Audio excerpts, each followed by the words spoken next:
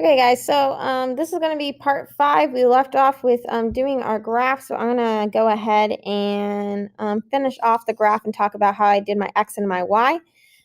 So remember, if whatever we're measuring, we're going ahead and putting on our y, and whatever we are going ahead and changing, which is our distance from the light, we're going to go ahead and we're going to put on our x.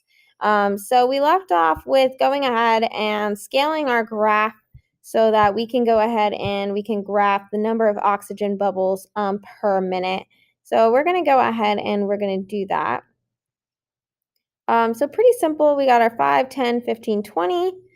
And we're going to make a line graph, right? Even though it might be tempting to go ahead and make a bar graph in this situation, we're going to go ahead and make a line graph because line graphs are much easier to make predictions from.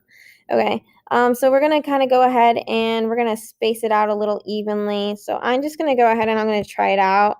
10, 15, and 20. Okay, so I just put like 2 spaces between each of them before I went ahead and when I did that. And I just have to write 5, 10, 15, 20 because I wrote centimeters right here at the bottom, so I don't have to worry about that. Okay, so then the next thing is oxygen bubbles per minute. I'm going to go up by 20s just because I want to make sure that everything's evenly spaced out. So I'm going to go, let's try this. 20, 40, 60, 80. Do I have anything over 100? No. 100. Okay, so I went ahead and I went up by 20s. And I went up and notice that these numbers right here on the y-axis do not exactly match these. And that is completely okay. They don't have to match 100% of the time, right? As long as we graph it correctly, then we're good. Okay, so I'm going to start by going ahead and graphing this data. And I'm going to pick a different color so that you guys can clearly see where I'm graphing and how I'm doing this. Okay, so at 5 centimeters, I'm at 100. So I go ahead and I put this dot right here. Next thing, at 10 centimeters, I'm at 68. So 60, that's 70. So a little under that. So that'll be about 68. Whoopsies. My computer didn't like that. Okay, fine. Okay, that'll be about 68, which will be right there. My next one at 15 is 43, so a little bit over 40, so just a tad over 40. So that'll be right there. And then my 20 centimeters is at 26, so about a little halfway up that, which will be about right there. So this one, this one, this one, and this one. And then I'm going to just go ahead and draw a line that connects all of them. So I can go ahead and I can do something that looks like this, maybe. So we go ahead and we do that. Okay, so it says what statement can we make about how light intensity affects photosynthesis? So how does light intensity affects photosynthesis? Oh, wait, we're not done with this graph, guys. What are we missing? We did our scale. We missed our title, right? So we have to go ahead and we have to make sure that we have to go ahead and come up with a title. So when you guys are coming up with a title, if you guys forget, right, really just look back up here. And it says, a student places a Elodea plant in front of a lamp at different distances. The closer the light to the plant, the more intense the light gets. It records how many oxygen bubbles she sees the plant make a minute, right?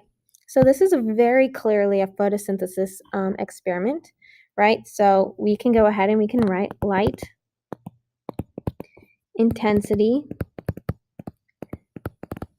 and photosynthesis.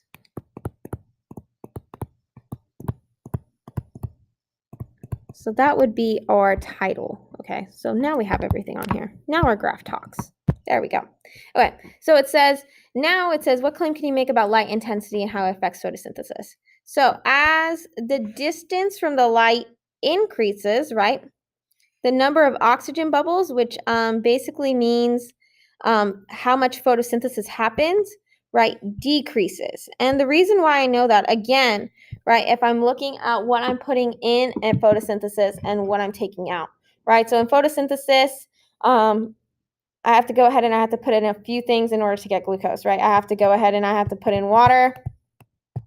I have to put in carbon dioxide, and I have to put in light, right?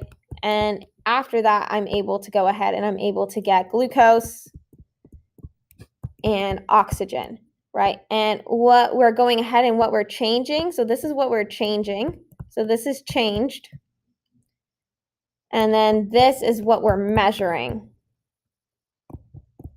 So we're measuring O2 to see how much photosynthesis is happening. Measuring to see how much photosynthesis.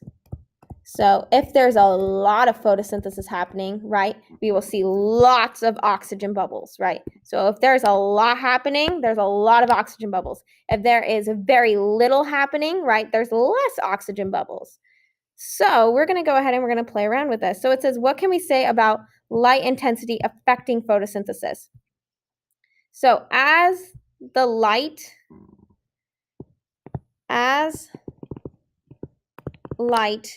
decreases, right? So we can say that because we went from, right, 5 to 20, right, the amount of light decreases because it's further and further away. As light decreases, photosynthesis decreases.